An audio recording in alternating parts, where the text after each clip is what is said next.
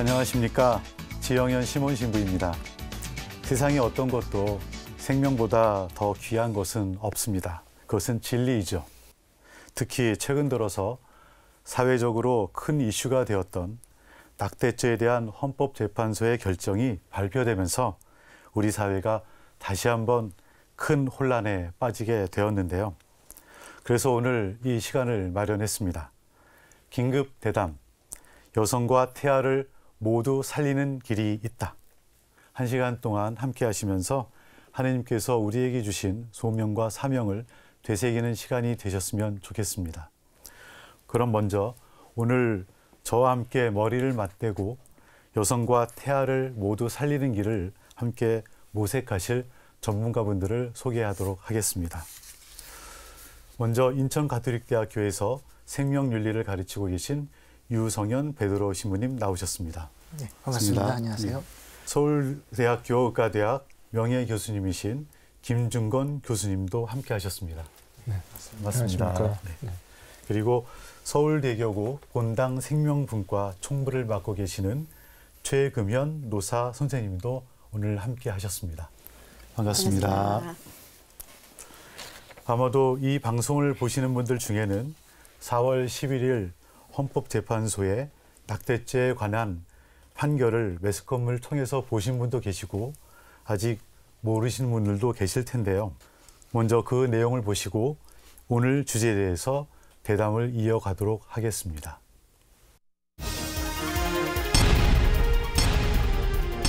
지난 1953년 제정된 이래 66년간 유지돼 왔던 낙태죄.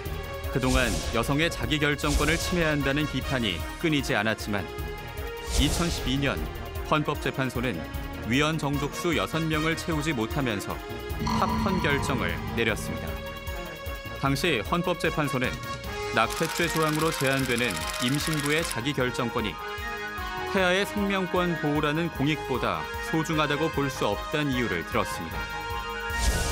그로부터 5년 뒤인 2017년 2월 의사 A씨가 형법 269조 1항인 자기낙태죄와 형법 270조 1항인 업무상 촉탁낙태죄가 헌법에 위배된다고 주장하며 다시 헌법 소원 심판 청구를 제기했습니다.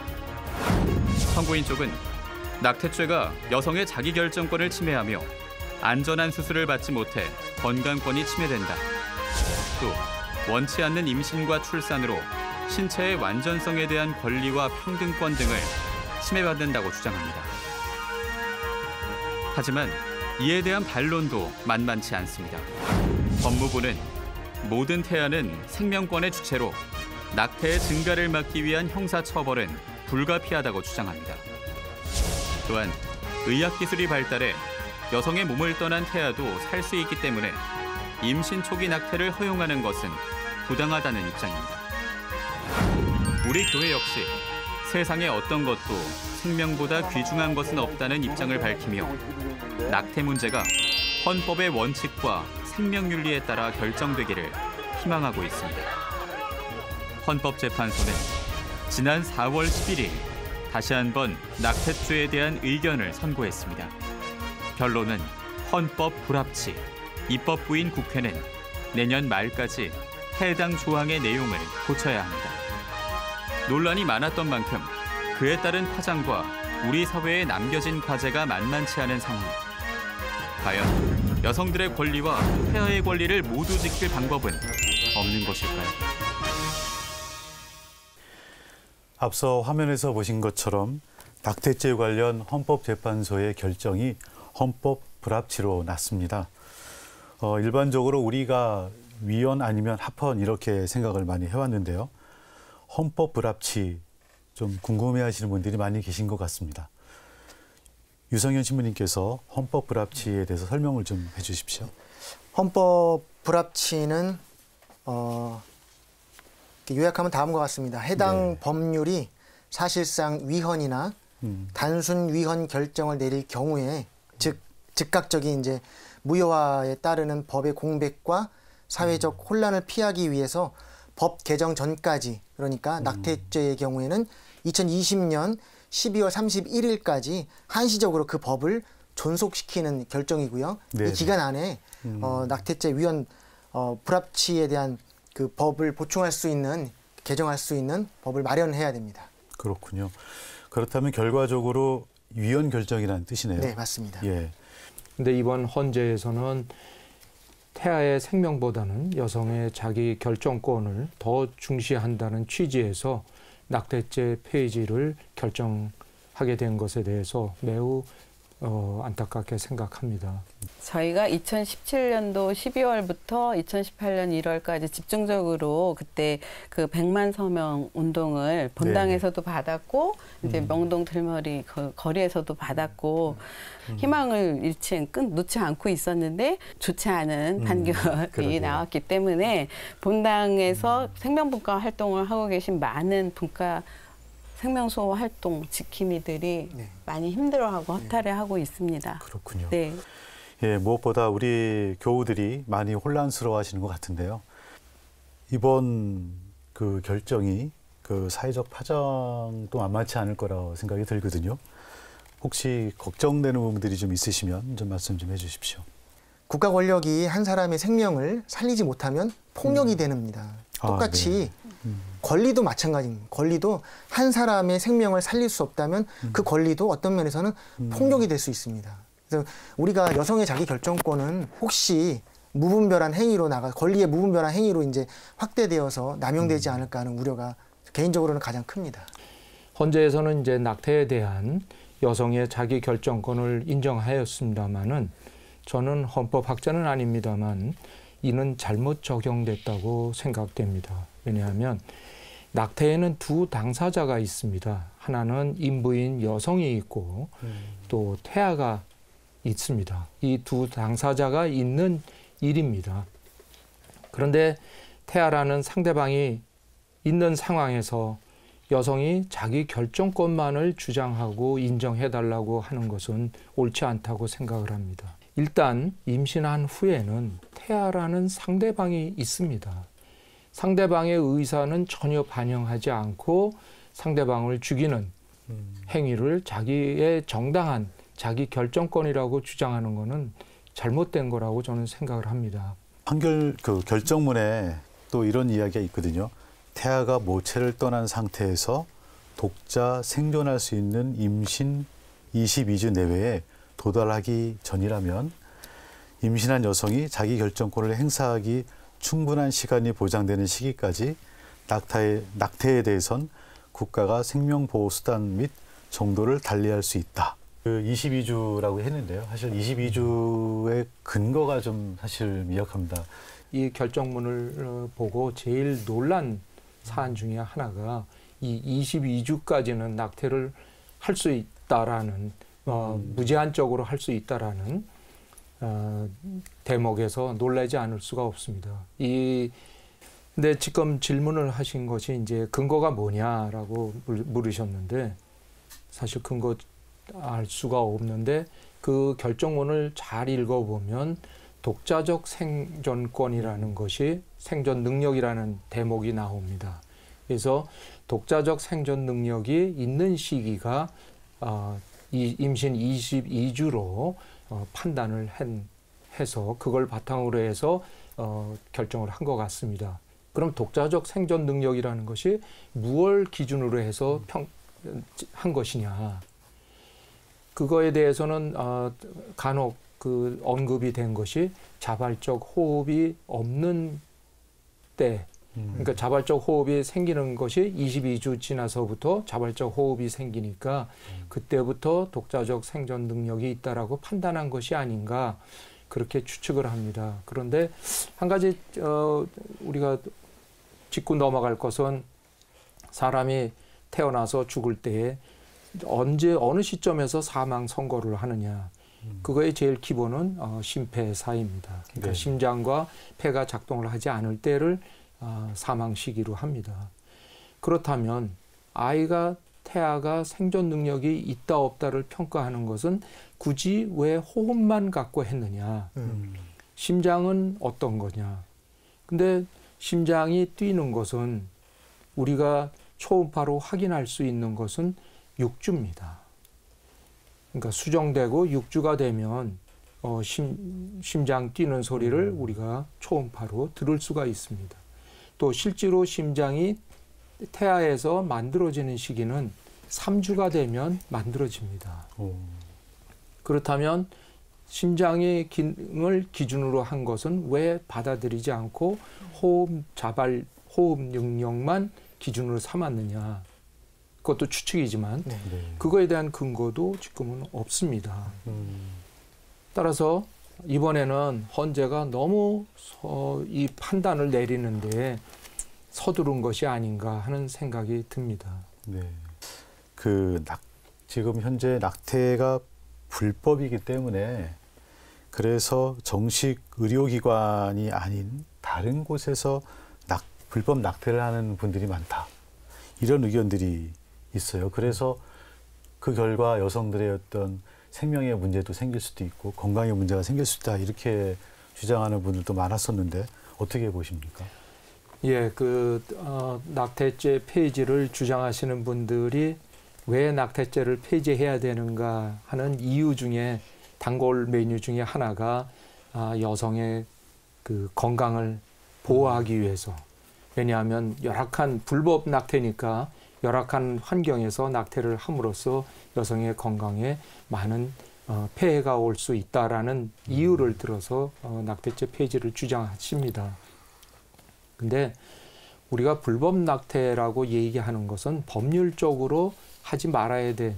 그러니까 예외 조항에 해당되지 않는 낙태를 할 때에는 그것을 불법 낙태라고 하지만 지금 현실로 보면 우리나라 의료 수준이 어느 정도입니까? 세계 첨단입니다. 그런 환경 속에서 불법 낙태든 합법 낙태든 같은 의료기관에서 행해지고 있다고 보시면 됩니다.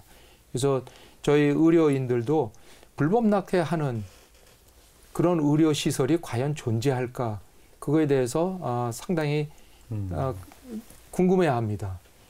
만약에 불법 시술을 한다고 치면 아마 의사 자격증이 없는 사람이 하는 정도일 것이고, 그러나 우리나라의 그 경제적 수준이나 또는 여성들의 의식 수준을 보면 그런 무면허 행위를 하는 장소에 가서 낙태를 하는 사람은 지금은 없다고 봅니다. 네. 그래서 그거는 몇십 년 전에 했을 만한 얘기를 말하는 거라고 생각됩니다. 그래서 예외 조항에 해당되지 않는 낙태에 대해서 그러면 이제 미디어에서 하는 이제 불법 낙태라고 이제 하면서 하는 예들은 사실상 우리나라의 예를 들은 것은 없습니다.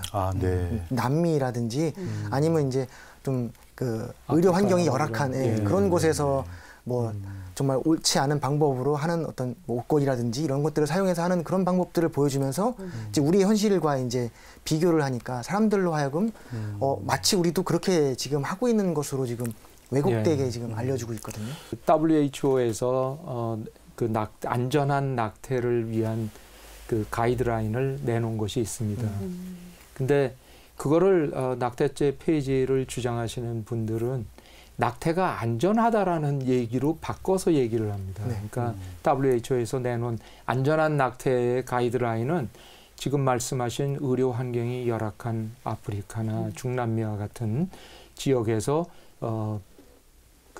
제대로 되지 못한 의료 시설 속에서 낙태를 할 경우에 그 여성들을 보호하기 위해서 최소한 이런 거는 지키라는 최소의 지침을 마치 낙태가 안전한 걸로 오해들을 하시는 것 같습니다. 그래서 많은 분들이 사실 낙태가 병원에서 행해지는 아주 간단한 의료 행위 정도로 생각을 합니다. 그래서 아침에 낙태하러 간다고 주위 사람한테 얘기하고 가서 낙태를 하고 저녁에 집에 와서 저녁 같이 먹고 또 경우에 따라서는 술 한 잔도 하기도 하고 하니까 마치 그 낙태 시술이 간단하고 안전하고 그런 시술로 생각들을 합니다. 근데 절대로 그렇지가 않습니다. 우선 낙태를 하기 위해서는 그 자궁 안에 들어가 있는 태아를 꺼내야 됩니다. 그러나 이때 그 태아를 꺼내기 위해서는 자궁 안에 깜깜한 자궁 아니죠. 아무도 들여다보지도 않고 기구를 집어넣어서 태아를 꺼냅니다. 근데 보통 8, 9주에 많이들 하시는데 임신 8, 9주 정도 되면은 태아의 크기가 6, 7cm 정도의 크기가 되고 몸무게로 따지면 한 14g 정도 됩니다. 근데 그런 태아를 꺼내기 위해서는 그냥 집게로 이렇게 꺼내면 쑥 빠져나오는 것이 아닙니다. 그 태아가 좁은 자궁을 통해서 나오려면 그 태아를 이렇게 여러 조각으로 나누어야 됩니다. 태아를 여러 조각으로 나누고 그 조각들을 이제 하나씩 꺼내게 됩니다. 꺼내고 나서도 거기에 태아의 신체 일부가 남아 있을 것을 우려해서 태아 자궁벽을 그 수술 기구로 이렇게 긁어내게 됩니다. 이런 그 과정을 통해서 자궁이 출혈이 심하게 될 수 있고 감염이 될 수 있고 좀 더 심하면 천공이 돼서 자궁이 터지게 되고 또 주위에 있는 장기들도 훼손을 할 수가 있습니다. 이 낙태라는 것이 그렇게 안전하고 간단한 시술은 전혀 아니라고 생각됩니다. 그 낙태가 유지하는 나라가 이제 전 세계 칠레밖에 없다 이런 말도 있습니다. 그래서 다른 나라에서 그 낙태죄를 이제 폐지했으니까 뭐 우리도 폐지를 해야 된다라는 의견도 있는 것 같은데 시민님 어떻게 생각하십니까? 그러니까 다른 선진국에서는 이제 모두 낙태죄를 폐지했다는 이 주장에 대해서 좀 다시 새롭게 해야 되는 것은 독일, 프랑스, 영국, 미국 등 모든 선진국에서도 낙태죄 자체가 없는 나라가 없다는 거, 이것입니다. 다만 합법적인 이제 허용 범위 안에서 좀 차이가 좀 있을 뿐이고요. 네네. 낙태죄 논의에서 사실은 또 우리가 그동안 잘못 알고 또 알려진 사실이기도 합니다. 독일의 경우에는 형법 218조에 낙태에 대한 처벌 규정이 분명히 있고요. 프랑스도 있습니다. 그리고 또 프랑스는 이제 공중보건법이라는 그 법 조항을 통해서 낙태의 절차 등을 이제 엄격하고 또 자세하게 이제 규정을 하고 있거든요. 근데 이런 규정 조항이 있다는 것을 우리가 그동안 알지 못했고 분명하게 다른 선진국에서도 있다는 것을 우리가 분명히 인지해야 될 필요가 있습니다. 예, 그러니까 다른 나라들이 이제 낙태죄가 있고 또 낙태를 한다 하더라도 그 낙태를 하기 위한 결정보다는 그 아기를 보호하기 위한 결정을 우선한다. 이렇게 한 과거에 것이죠. 이제 있었던 낙태죄가 이제 물론 이제 많이 이제 우리 지금 현실처럼 이제 가감이 되긴 했지만 이제 숙려 기간이라든지 상담 절차를 법적으로 이렇게 완벽하게 제도화를 갖췄기 때문에 그 안에서 충분히 여성도 보호하고 태아도 함께 법적으로 보호하는 제도적 장치가 동시에 마련되어 있습니다. 그렇군요. 법만 없애는 것이 아니고 우리 사회 환경이라든지 제도적인 장치라든지 문화라든지 이런 것들이 이제 체계적으로 준비되어 있는 상태임에도 불구하고 낙태죄가 있는 거 아니겠습니까 지금? 예. 이 밖에도 낙태에 대해서 우리가 잘못 알고 있는 정보들이 참 많이 있을 텐데요. 이 방송을 보시는 분들 중에서 혹시 낙태와 관련해서 궁금한 점이 있으시면 언제라도 서울대교구 생명위원회로 문의해 주시면 좋겠습니다. 그럼 여기서 실제 일반 시민들을 그 낙태죄 폐지에 대해서 어떤 생각을 가지고 있는지 저희 제작진이 거리로 직접 나가봤습니다. 함께 보시겠습니다.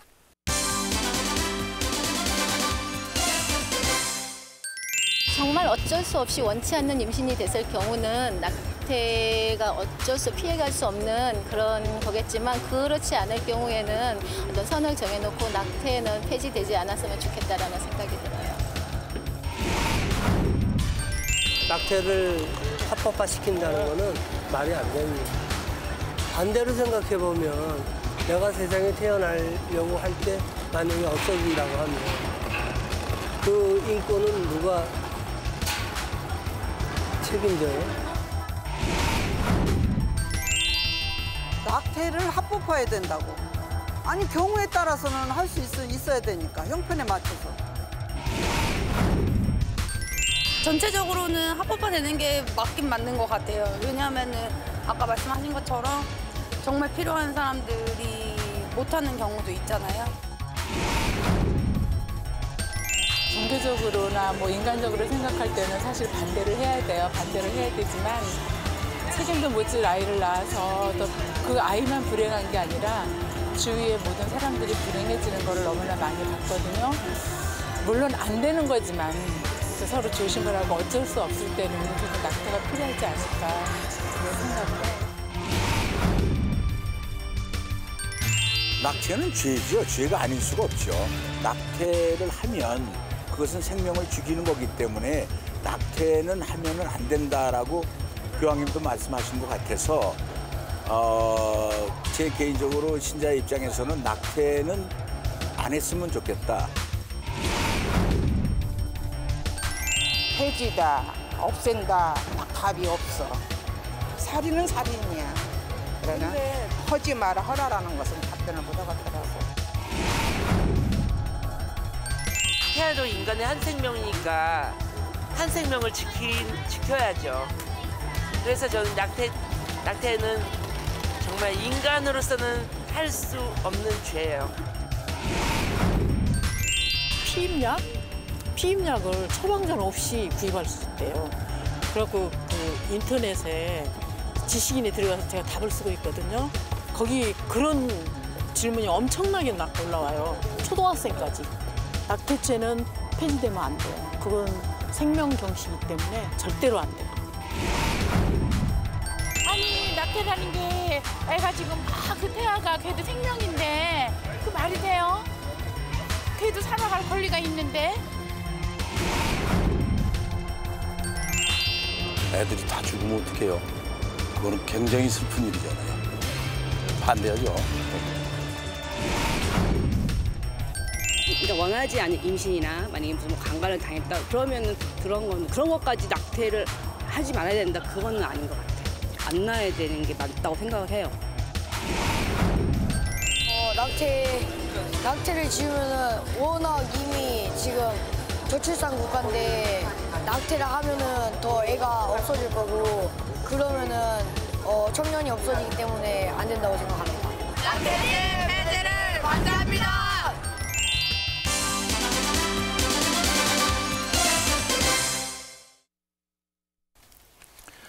화면에서 보셔서 아시겠지만 실제 저희가 거리에서 만난 시민들은 종교를 떠나서 낙태죄 폐지에 대해 우려하는 생각들이 많이 있으셨습니다. 사실 저희가 정확한 통계를 낸 건 아니라서 이게 정확한 상황이라 이렇게 말씀드리긴 좀 어렵지만 그래도 이번 헌재의 그 결정과는 좀 온도 차이가 있지 않나 이렇게 생각이 드는데요. 세 분 생각은 어떠신지요? 거리에서 그 인터뷰하신 자료를 보니까 네. 그 낙태죄 폐지를 반대하시는 분하고 낙태죄 폐지를 찬성하는 분의 그 비율이 우리 헌재에서 그 위원과 합헌 판단을 해주신 그 재판관들의 그 숫자하고는 전혀 반대로 네. 낙태죄 일반 시민들은 낙태죄 폐지를 반대하는 쪽이 우세하네요. 근데 이제 일부에서는 아직도 낙태죄 폐지가 바람직하다라는 그 의사 표시를 하셨는데 그 얘기는 낙태를 통해서 여성들이 갖고 있는 문제를 해결할 수 있다라고 생각을 하시는 것이 아닌가 그렇게 생각을 합니다. 근데 몇 년 전에 그 조사에 의하면은 낙태를 하신 여성들에게 물었습니다.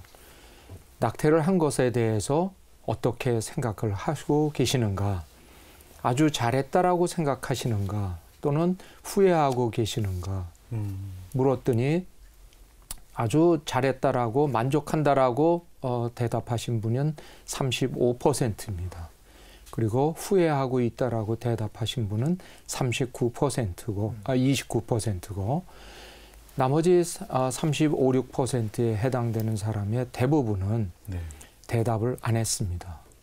왜 대답을 안 했겠습니까? 잘한 것 같으면 잘했다라고 자신 있게 얘기했을 텐데 대답을 안 한 거는 부정적인 거죠. 낙태를 하고 나서 그거에 의해서 자기가 문제를 해결했다고 생각하는 것이 아니라 또 다른 문제를 얻게 됐다라는 것이죠.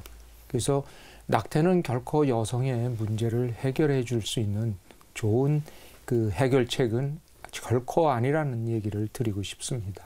실례로도 2014년도에 교회가 했던 이제 조사 연구에서도 신자 비신자 거기서 마찬가지에 또 나왔던 것처럼 생명을 파괴하는 행위가 낙태라고 80% 이상의 신자분들과 비신자분들이 얘기하셨고 네. 또 우리에게 정말 필요한 것은 생명에 관련된 교육 이런 것들을 요구를 하셨거든요. 함께 봤던 그 내용에서 낙태죄 폐지를 반대하시는 분들 생각과도 이렇게 같습니다. 그렇죠. 근데 이제 문제는 이제 낙태죄를 폐지해야 되는 이제 이유 중에서 이제 그 아까 우리 봤던 것처럼 이제 아이와 이제 주변이 이제 불행하다는 것을 많이 보았기 때문에 이제 낙태를 해야 되지 않느냐라고 이제 많이들 말씀하시는데, 근데 어떻게 보면 불행하다는 이유로 어떤 면에서는 더 큰 불행을 우리가 낳고 있는 거고, 불행하다는 이유로 더 큰 불행을 우리가 그냥 맞이하는 것밖에 되지 않습니다.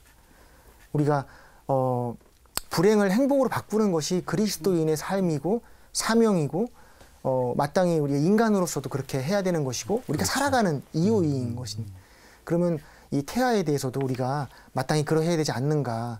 우리 교회의 입장은 뭐 헌법재판소의 결과랑 상관없이 그 변함이 없게 낙태에 대해서 얘기하고 있겠습니다. 그래서 우리 교회의 입장은 어떤지 말씀 좀 해주십시오. 그전 항상 해왔던 그 입장대로 교회 입장은 변함없습니다. 늘 한결같이 또 여러 문헌에서 드러난 것처럼 인간의 생명은 마땅히 존중되어야 하는 것이고 낙태는 인간 생명의 근본 권리에 대한 직접적인 이제 침해라고 교회는 분명히 가르치고 있습니다. 이번에 염수정 추기경님께서도 태아의 생명을 소중히 여기며 낙태와 유아 살해가 지극히 부도덕한 행위라고 이렇게 교회의 가르침을 재확인하시면서 연약하고 무고한 생명을 소중히 여기는 것은 그리스도인들의 신원을 보여주는 것이라고 말씀하셨거든요.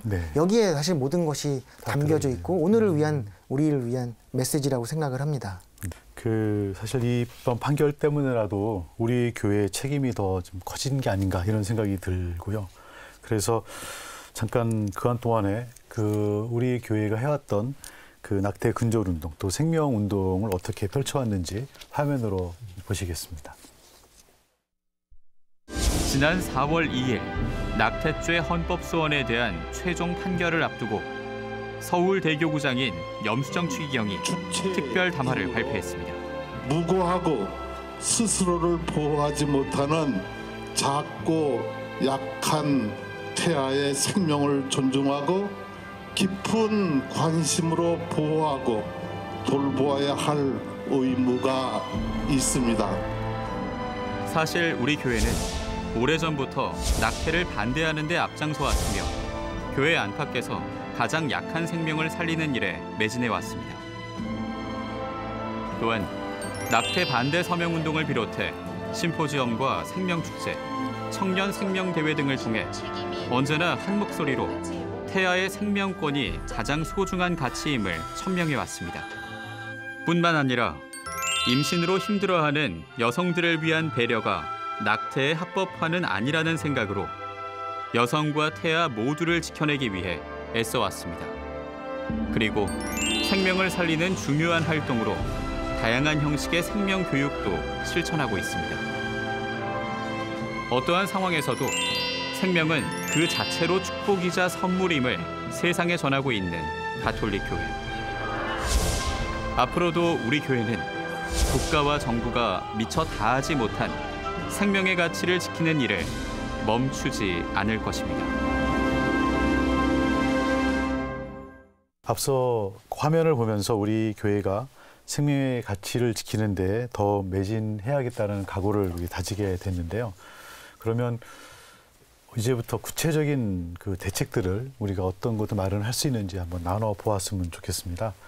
일단 헌재가 헌법 불합치 선고를 했기 때문에 2020년 12월 31일까지는 새로운 법을 만들어야 된다 이렇게 하지 않았습니까? 그러면 그 결정에 따라서 구체적인 법안을 이제 내놓아야 될 텐데 이때 우리 교회가 어느 정도 목소리를 내야 되고 어떤 역할들을 할 수 있을까 궁금해지는데요. 제가 생각하기에도 수정란서부터 인간의 생명이 시작된다고 봐야 된다고 생각을 합니다. 그거에 대한 뭐 과학적 근거도 얼마든지 있습니다. 네. 일례를 든다면은 우리 모두가 고유의 주민등록번호를 갖고 있는 것처럼 모든 인간들은 자기만의 고유한 유전자를 갖고 있습니다. 그 고유한 유전자가 언제 나에게 주어졌는가를 거슬러 올라가 보면 바로 수정란입니다.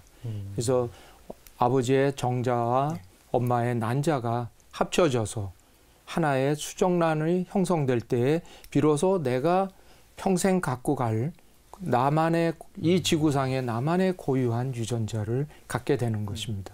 그 새로운 법 개정을 하게 되는데 저는 이 법 개정을 하면 과정에 우리 교회가 참여한다는 것은 적절치 않다라고 생각합니다. 왜냐하면 헌재에서 그 낙태죄 폐지를 결정하는 그 바탕에는 수정란은커녕 22주까지 되는 태아도 생명으로 인정하지 않는다는 것입니다. 네.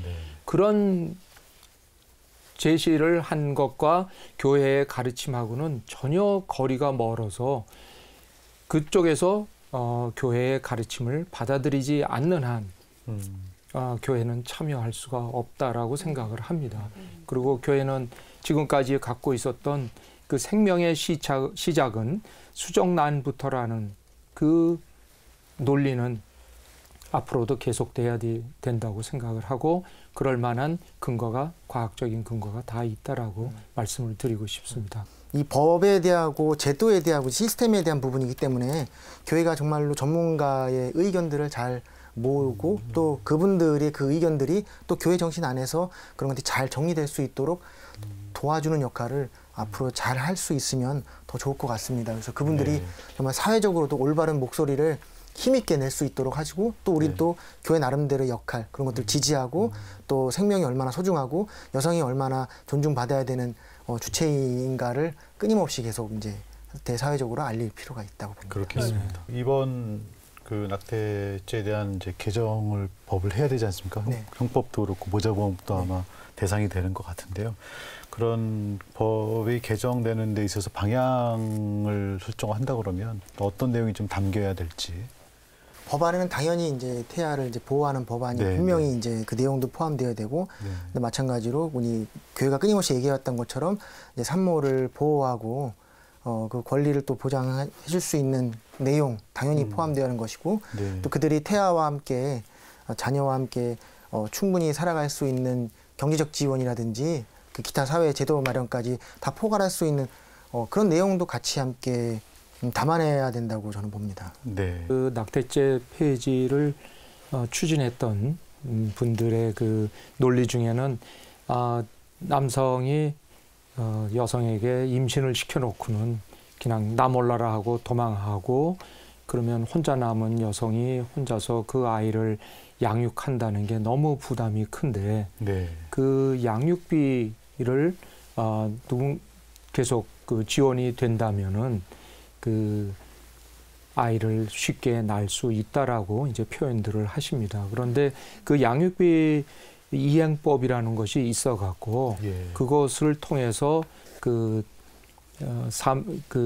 아이의 엄마에게 또 아이에게 그 남성이 양육비를 지급하도록 하는 그 법이 있습니다. 법에는 있지만 그 본인들의 실천 의지가 없으면 사실적으로 무효화된 법과 마찬가지라고 생각을 해요. 그래서 그들이 책임을 지라고 그런 법이 만들어지긴 했으나 그들이 그 실천 의지가 확고하지 않으면 사실은 법만 있지 그 미혼모들이 오롯이 다 감당해내고 있어야 되기 때문에 그 법 조항이 좀 더 구체적이고 강제적으로 더 튼튼하게 만들어져야 될 거라고 여겨집니다. 그 말씀하신 부분처럼 이제 강제 조항에 대한 부분들이 굉장히 미약하기 때문에 이것을 집행을 해서 실제적으로 산모와 아이에게 혜택이 가고 그런 법적인 이제 법익이 이제 그들에게 다가갈 수 있는 그 제도 보완이 분명히 있어야 되거든요. 근데 거기에 대한 논의가 아직 우리 사회 안에서 좀 미비하다는 것은 다시 한번 좀 되짚어 볼 필요가 있습니다. 거기서 제도 시행할 때 강제성이 없는 것도 물론 문제가 있고, 그다음에 이게 양육비 지원이 제대로 아이와 산모에게 가고 있는지에 대한 어떤 이런 확인도 그런 것도 분명히 관리와 감시가 분명히 있어야 되고 관찰이 계속 되어야 되는데 그런 거에 대한 논의가 되고 있지 않습니다. 실제로 그 역할을 해야 되는 거는 국가가 해야 되는 거 아니겠습니까? 그렇죠. 국가가 법을 만들어 놓고 양육비 이행법이라는 걸 만들어서 해놓고는 그것이 집행하지도 못하고 또 그 당사자로 하여금 그 돈을 양육비를 지불할 수 있도록 그 어떤 보조적인 수단을 사용하든가 그래야 되는데 그런 거 안 하고 있고 그러다 보니까 오늘과 같은 사태가 벌어진 거죠. 임신과 출산이라는 것이 그 여성 혼자 하는 것이 아니고 남성의 어떤 역할이나 책임이 분명하게 있고 그 책임을 다할 수 있도록 그 법을 마련하는 것도 굉장히 중요하리라 봅니다. 그 또 한편으로 그 양육을 결정한 미혼모나 또 미혼부들이 또 있습니다. 그래서 그분들에 대한 지원이나 또는 그분들에 대한 인식을 변화시킬 수 있는 적극적인 캠페인도 좀 필요로 할 것 같은데요. 어떻습니까? 이 얘기는 정말 개인적인 체험이라 매우 조심스러워서 많이 망설였던 내용인데 저희 이제 딸이 대학교 1학년 때 실질적으로 있었던 일입니다. 그래서 제가 이제 생명분과 활동을 하고 있었을 때였고 이제 저희 딸이 그 임신을 한 사실을 대학교 1학년인 딸이 저에게 이제 통보를 했을 때, 제가 그때 바로 저는 축하를 해줬었습니다.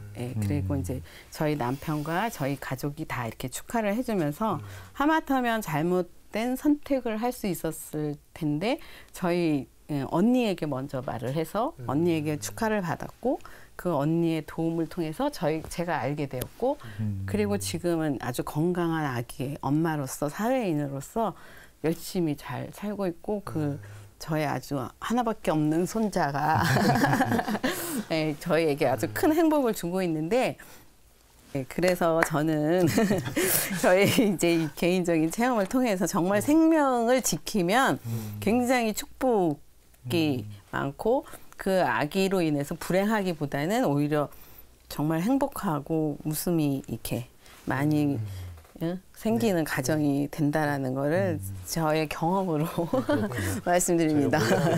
네. 박수 한번 치고 가야 될 것 같은데요. 그렇습니다.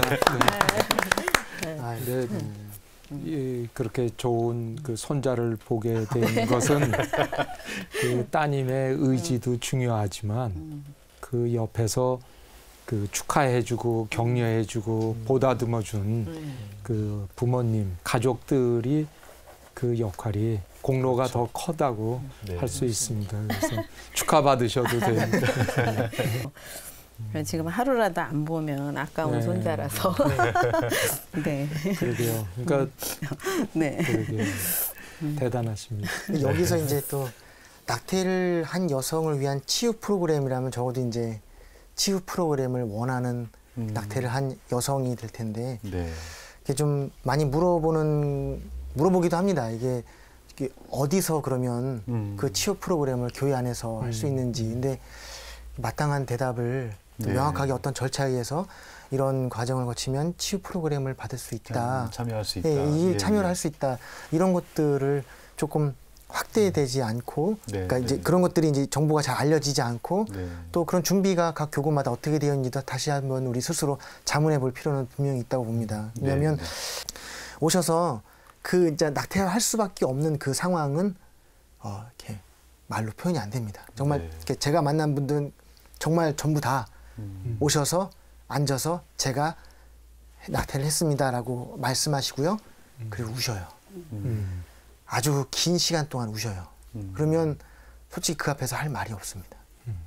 그러니까 그분들의 그 고통과 겪었던 그 내적 갈등, 그럼에도 불구하고 교회 안에서 이것을 꺼내놓고 치유받고 싶어 하시는 그 마음을 그 원의가 분명히 있습니다. 근데 이제 그런 것들이 교회 안에서 잘 이루어질 수 있도록 조금 보완이 되어야 될 부분들이 분명히 있다고 저는 생각을 합니다. 그 미혼모 지원 또 그 낙태 치료 프로그램 이것도 있었는데요. 또 필요로 하는 것이 아무래도 그 낙태를 예방해야 되고 그러기 위해서는 교육이 필요할 것 같고요. 그러면 생명교육 또 투명교육 안에서도 성교육이 굉장히 필요할 것 같습니다. 근데 사실 성교육 이야기를 하면 우리 사회 안에서 그 거의 피임 교육과 동일시하는 경향을 좀 가지고 있어서 매우 안타까운데요. 우리가 이거 어떻게 해야 될지 한번 말씀 좀 나눠주셨으면 좋겠습니다. 예, 그 아주 중요한 부분이라고 생각됩니다. 그 낙태를 하고 나서 치유하는 과정도 필요하지만 낙태를 사전에 방지할 수 있는 것도 꼭 필요한데 그거는 뭐 결국 교육이라는 과정을 통해서 이루어질 수 있다고 생각됩니다. 근데 제가 얼마 전에 중고등학교 교과서를 봤는데 거기에 아이들에 대해서 성교육하는 챕터가 있었습니다. 그 내용을 보고 제가 깜짝 놀랐습니다. 아이들에게 이렇게 구체적으로 피임 기구를 사용하는 방법을 설명해 줬는가, 주고 있나 그런 사실에 대해서 아주 놀랐습니다. 앞으로의 그 성교육은 지금과 같이 피임 위주의 교육에서 벗어나야지 된다고 생각하고 이번 헌재에서도 위헌 판결을 내리면서 거기에 기본 논리라든가 이런 거에는 생명에 대한 언급은 하나도 없습니다. 태아의 생명은 전혀 배려의 대상이 아니고 여성의 자기 결정권만을 강조를 했습니다. 앞으로 우리 성교육은 그런 모양에서는 벗어나야 될 것입니다. 그래서 무엇이 생명이고 생명이 어디서 와서 어디로 가는지 또 인간이 어떻게 만들어지는지 이런 것들에 대한 심도 있는 교육이 필요하지 않을까 그렇게 생각이 됩니다. 따라서 성행위를 할 때에 아이를 낳을 수 임신이 돼서 자기가 부모가 될 수 있다라는 것을 인식하고 또 그 책임이 있다는 것도 양육할 책임이 있다는 것도 인식을 해서 성행위를 할 건지 안 할 건지도 결정하는 그럴 수 있는 수준으로 교육을 해야 된다고 생각을 합니다. 신자들부터라도 정말 뭐 좀 범국가적인 것도 물론 중요하긴 하지만 일단 저희 가장 가깝게 대할 수 있는 신자들이 우선적으로 제대로 알고 그다음에 그 교육 프로그램을 좀 더 구체적이고 그 저희가 생명 그 부스 이렇게 차리면 그 태아의 그 주수별로 이렇게 그림 사진을 이렇게 놓고 그 생명을 지켜야 되는 이유에 대해서 이제 언급을 해놨는데 그런 리플렛 같은 것들이 항시 교회에 비치되어 있어서 언제든지 그걸 가지고 교회 안에서뿐이 아니라 가정 안에서도 그 교육이 식탁 교육의 됨으로 인해서 정말 어린 아이부터 가장 중요한 그 가임기에 있는 청년들이 함부로 생명을 하는 생각조차 하지 않도록 가장 일선이 교회에서부터 이제 먼저 이루어졌으면 저는 학교도 물론 중요하지만 교회 말씀을 해서 그런데요. 교회에서 이루어지는 생명교육도 좀 달라져야 되지 않나 이렇게 생각되는데 어떻습니까, 신부님? 충분히 공감하는 것이고 성에 대해서 이제 존중할 수 있는 것, 그 인격이 드러나는 행위가 바로 성이라는 거.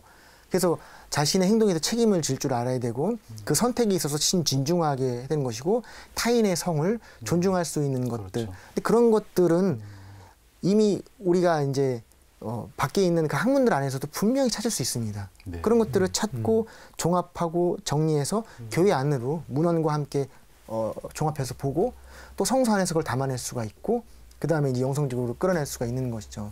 그 4월 11일 낙태죄 그 관련 결정 때문에 많은 분들이 이제 혼란에 빠지셨으리라 생각이 드는데요. 이렇게 여러분들과 함께 나누는 이 대담 시간을 통해서 이렇게 만나 보니까 저희들에게 그것이 절망이 아니고 새로운 희망이다 이런 생각이 듭니다. 예. 그래서 오늘부터 정말 새로운 희망을 갖고 우리가 가야 되지 않겠나 이런 생각이 듭니다. 근데 벌써 시간이 다 지나갔네요. 마지막으로 꼭 하시고 싶은 말씀 해주시면 좋겠습니다. 먼저 우리 최금연 선생님부터. 아까 제 개인적 경험을 말씀을 드렸듯이 예, 저희 신명기 30장 19절에 너희나 너희 후손이 살려거든 생명을 택하여라 이 말씀을 택했는데 저희가 생명을 택하고 나니까 그 걱정했던 일들 그 아기가 이제 학업을 중단하고 낳아야 되는 그런 상황에 처했었고 그다음에 아무런 준비가 되지는 않는 상태에서 부모가 되어야 하는 저희 아이들을 보호해줘야 되는 입장에 섰을 때 그 보호하는 입장에 서고 보니 하나님께서 다 알아서 해결을 해주시더라고요. 그래서 후손 저희 신명기 말씀을 뽑았습니다. 네, 맞습니다. 우리 김중홍 교수님입니다. 어느 나라, 어느 민족, 어느 사람의 그 아이든 태아든 똑같은 과정을 걷게 돼 있습니다.